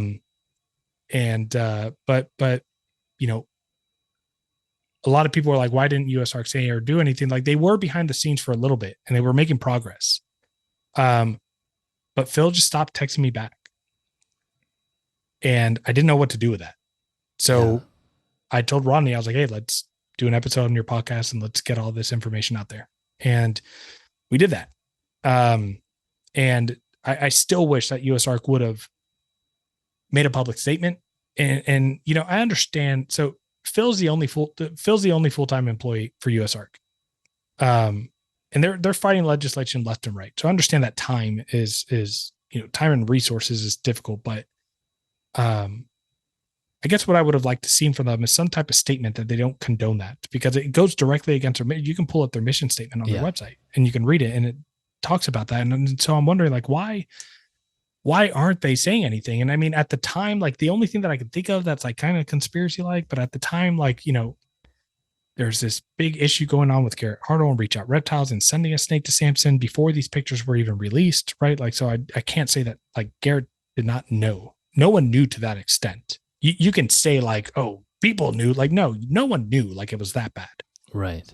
So Garrett sent a snake over to him, and Garrett's kind of the spokesperson for USARK. And so I'm wondering if Phil kind of pumped the brakes because, he didn't want to make Garrett look any worse than kind of the situation that was happening. And that was a whole unfortunate event that happened for a bunch of people and all parties involved with that thing with Garrett. But, that's the only thing that I can think that, made Phil pump the brakes on, making a public statement. Because if you make a public statement and then Garrett's also being attacked by another party for sending animals to Samson, who's an animal abuser and all this stuff, like that doesn't look good for USARK. No. That's the only reason why, but man, like we had a good group of the community, like pumped up and like together about something. And yeah, there were some people in there that were making, trying to drag other people into it and kind of like muddy the water a little bit. But at the end of the day, like there was a decent movement. Like there's a lot of people sharing it. A lot of people have become aware. Samson blocked me, but I haven't heard his name in forever. Right. Like, so he's definitely become way less relevant. I don't think you can recover from that. I would hope we have a stronger community than just being able to allow that to enter back. I mean, anyone who hasn't seen the photos by now, it's just imagine the worst case scenario as far as a breeder goes, just dead animals, rotting animals, horrible, dirty enclosures. Infectious disease left and right that were never treated. There's a video that I posted of him just literally, a female was egg bound and he was pushing the eggs out and her reproductive tract came out and he literally ripped one of the eggs out of her reproductive tract. Like terrible stuff. All stuff that requires veterinary care. And so like if while all of us were pumped up about this, like if USARK would have come out and made a statement, like that could have had a major impact. Totally. They're an influential, and I understand that their main source is legislation, and they're thin when it comes to employees. But yeah, it's unfortunate the way that it went down with not being able to get any more information from Phil. But Phil, if you ever hear this or anyone from USARK supports him, like for the little that you did do on guiding me through it, like I appreciate that. I was kind of received, like when I received that thumb drive, I was not expecting to see what I saw. I literally was like, what do I do with this? Like I wanted to burn that thumb drive. He helped kind of strategize a plan and, it didn't fall through. And so my next bet was, well, if we can't, you guys also have to understand he was already, by the time I received the pictures, these were all pictures at his North Carolina facility. He had already moved to South Carolina. So legal matters, like was not like realistic from the get-go unless we could like sneak attack. And the only other way we would have gotten him in jail or something is if they found gun on his properties with him being a felon. Right. Because Samson's not stupid. He's actually pretty damn smart. He's like borderline narcissist, very smart. He's not going to move a dead and decaying collection to a new facility. No. He probably burned all those animals, froze all those animals. He got to go to South Carolina and kind of get a fresh start. Right. So there's really no legal route to be taken because they weren't seeing anything at his facility in South Carolina. And then anything that would have been done, it would have been over in North Carolina, but he lives in a different state. And they don't even seek out people of animal abuse for dogs and cats. What makes you think they're going to do them for dogs or for snakes? Right. Yeah. So we tried that route. I didn't hear back from Phil. So I said, next best thing to do is just let the community know, go public. And that's kind of the route that we went. And again, I wish he was not able to do what he's still doing right now, but I'm not like completely unsatisfied for how everything went down. Like so many people got exposed to that. And that's what just needed to happen. And I'm sure, I mean, maybe you have a better sense than I do, but I'm sure there are other people in the country who are operating in a similar fashion that probably think, wow, that's dangerous that this blew up. I got to clean up my act or, make things better or whatever. Or maybe it's hope take the phones from their employees, which is hopefully that's not their solution to this problem. But I assume that it was such a big story within our community that you'd imagine it would have scared people who were not doing things ethically. And so as far as Samson's scenario now can you still buy snakes from him? Like, is he still in operation? Yeah. So I think there's one show that still, and I don't know, like I do know, but don't remember. So I'm not going to like just name off a show and it could be completely wrong and like, ruin the reputation or whatever.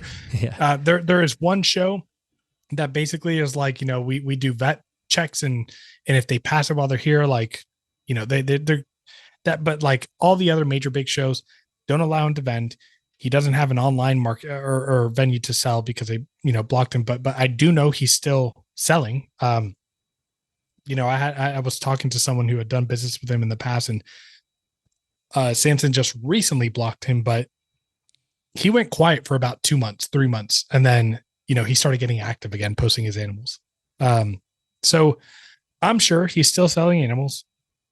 Samson's biggest target was like going to shows and like, hitting on young chicks and finding young, not ignorant in a bad way, but just truly ignorant about these animals. And, again, Samson has a way with words to make you feel like, he tells you like, hey, these snakes are amazing. You hold it and the snake is amazing. And he's like, I own the biggest facility and the largest collection in the US. And, you like these animals and, you want to be successful with keeping them and everything. I got like, he has a way to make you feel like secure in making that decision. So that's mainly been his big target, is new people. Yeah. So I'm sure and you kind of hear it in those. Did you guys do 2 interviews, you and Rodney? So we did one with the original person that we broke the story. And then we did, me and Nathan did our own on the Retic Lounge on a live episode to talk about it. And then, Rodney did another one with another ex-employee. Okay. So maybe it was just him. Yeah. It was just him, not me on that one. Yeah. So, I mean, in both of those scenarios, you can hear how they kind of got roped into coming to this amazing facility, and then suddenly they're just kind of stuck there because, they come from out of state and they were promised to work in this incredible place, and then they walk in, they're like, wow, this is horrible, but what are you going to do? You're there. There is a woman who had a child that this guy promised her like housing and board and all this kind of stuff. And she moved and picked up her stuff around the country to go fulfill something that she thought she was super passionate about with her 3-year-old child. And she got there and immediately felt like something was wrong. And when Samson walked her to her room and boarding, it was a gutted out bus with a mattress. And you have to be he knew a child was coming. That's crazy. So yeah, there are just handfuls of employee stories that, you probably just, you wouldn't believe them if you heard them. But when you hear 8 of them and they all sound pretty damn similar, it's like, well, shoot. That's what's happening. Yeah. It was, I mean, I didn't realize there was like even pushback on the way things were, brought to the community. I thought it was a good thing to highlight this scenario. And it's, like I said, either hopefully over time, people are not using him as a business or a retic source, which I assume is going to dwindle over time. And also just in general, if anybody else is doing things differently, hopefully it just promotes better care in those facilities. And it's just not a good look for the community in general. It's a very strange. I can never. Most people can't get themselves into a situation where you're in this like a hoarding situation where you have thousands of animals who are rotting to death, and it's very bizarre to say the least. So I think it was a positive thing that it was brought to the surface. Oh, me too. And I mean, I can't even thank you. Like, I don't know. You're probably, at least from the ones that I'm subscribed to, the first platform that's kind of rekindled the fire a little bit to talk about it, because it did start dying down a little bit. And it is something that I don't expect for people to continue to just like share and post. It's heavy stuff, right? But like, I feel like this every once in a while to just put it out there, because we never know when we're going to have a new retic buyer who maybe got their first snake from Samson recently, ends up listening to this. And then they're like, the Slither what? And then they go on Facebook or they go to the website that Weston Warner created. And they see it, and then, that's one person who'll never do business with them again. And even if it's one person at a time, that's worth it. Is that website Slither Files as well, or? No. So as a matter of fact, if you just like type in Samson Pruitt on Google, he bought out like a bunch of domains to connect them. So it comes up as samsonpruitt.com. But if you type in Slither Inc., if you type in Slither Exotics, if you type in Samson Pruitt, so it's samsonpruitt.com. Okay, well, so people can go check that out and see what it's all about. If you haven't seen, I honestly, I don't even know if I've looked Viewer at. discretion. By the way, exactly. like if you don't want to see rotting, dead, decaying, like the most severe reptile abuse and neglect you've ever seen, don't go. Yeah, you can take our word for it. I think I've only seen maybe not even half, or even a smaller amount than that, because you only need to see so much to get what's going on.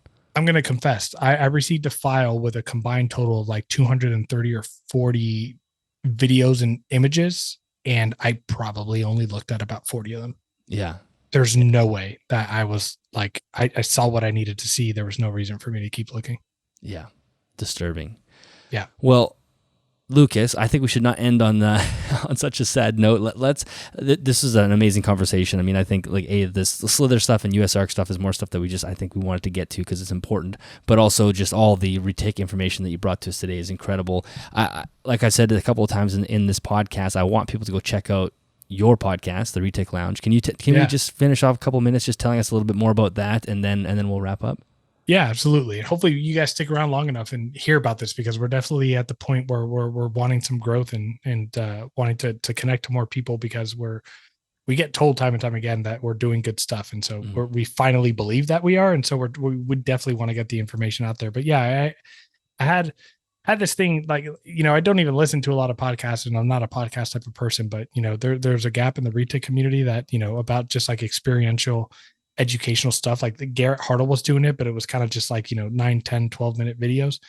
And all the other Retic podcasts were focused on just like interviewing people, right, and just talking about like breeding and what they did, and entertaining and good, but like educational content. And so me and Nathan Katz of Katz Reptiles, we started a podcast, the Retic Lounge, a little over a year ago, and we kind of take you on our experiential journey, and we do, we have husbandry episodes, breeding episodes, and we bring on guests. We've done a couple lives, want to do a little bit more lives. But essentially what it is it's targeted towards the new keeper, new breeder, or the aspiring keeper and breeder to kind of learn about reticulated pythons, and factual, like not factual, but again, kind of just like more realistic, because there's a lot of sales pitch going on with the super dwarf stuff. And we kind of just wanted to like really have a grounding, experiential, informative podcast for people to just listen to. And, while we also have, fun doing it. And so like, even if you're interested in retics or don't listen to it, it's good information. We have probably the most comprehensive captive history of reticulated pythons dating back from 1700 all the way until now, that we did a segment series with Glenn McClellan. You probably won't find a more comprehensive history of captive reticulated pythons anywhere online. So even if you just listen to those three, if you're a history buff or nerd about large constrictors, like great stuff there. But yeah, we also have a Patreon, the Retic Lounge, and we're getting close to 70 members, and probably like the most obnoxiously active Discord. Like we have all really become like family together, and really that's like the bread and butter of the Patreon. We provide some additional content, and we do Q&A stuff. We'll post a Q&A thread and do Q&A answer videos for Patreon, but the Discord is always popping. If I work, I start my day off at 8. If I don't get to that Discord by the time I put my daughter down around like 8 p.m., so like a 12-hour manner throughout the day, I have like 120 unread messages from the Discord. Like, it is popping. And we have people that don't have retics on there, people that do.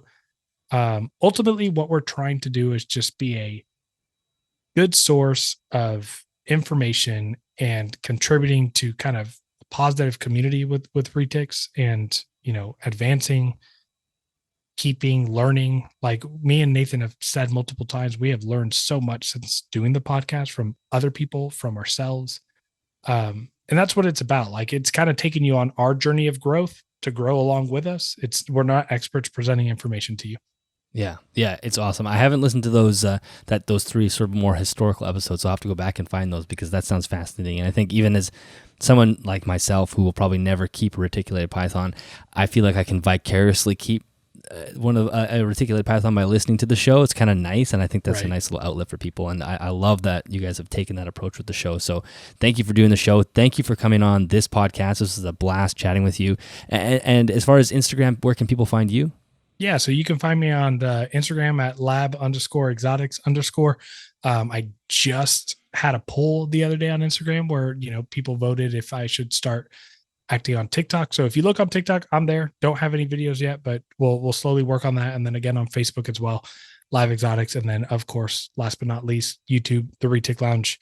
Go subscribe. And we are doing a $300+ Viv Tech product giveaway for any of the winners. So anybody who is also in Canada, you're also qualified. We'll ship the product to Canada. But once we hit 1K subs, one lucky subscriber is going to be getting a $300 goodie bag of Viv Tech products that's going to go to just advancing husbandry. So lighting, sensors for temperatures, a camera to observe and watch your snakes. Just, a nice way of, especially if you don't have like lighting or anything like that, we'll include everything for you to be able to set that up. Awesome. Well, if you're listening to this when it's first released, you probably still have a chance to be part of that. So you can jump in and be part of the contest. And until then, Lucas, thank you so much. This was a blast. We'll have to do it again at some point in the future.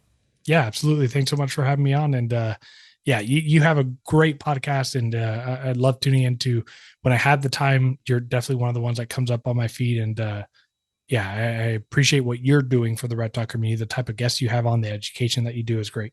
All right. That is the end of that episode. Lucas, thank you so much for jumping on the show. I had a blast chatting with you. I think just bringing all that information about reticulated pythons, the super dwarf localities, and mainland, and all the differences is just fascinating stuff. And personally, I don't think a reticulated python is in my future. I would love the listeners, let me know in the YouTube comments or on the Spotify comments, do you keep a reticulated python, or is it something that you would eventually keep one day? If you would keep one, what would you gravitate towards as far as localities go, or as far as the 3 size groups, the super dwarf, or mainland large constrictors? Let me know. I'm very fascinated. If you did enjoy this episode, make sure you share it on social media, any Facebook, Instagram. I always try to repost things when they get shared, and I do really appreciate that when it happens. Thank you so much to Custom Reptile Habitats for sponsoring the podcast. You can find links to their store in both the show notes and the YouTube description. That is an affiliate link, so if you do use it, a commission comes back to me at no extra cost to you, which helps me support the show. And as always, I am deeply grateful for every single one of my Patreon members who help me produce this show on a monthly basis. So if you are interested in joining that team, you can do that over at patreon.com/animalsathome. And really, you can help support the show for as little as 75 cents an episode. And hopefully you think that's a good deal. And if you do have the extra money kicking around, I would really appreciate the support. I will catch you guys in the next episode.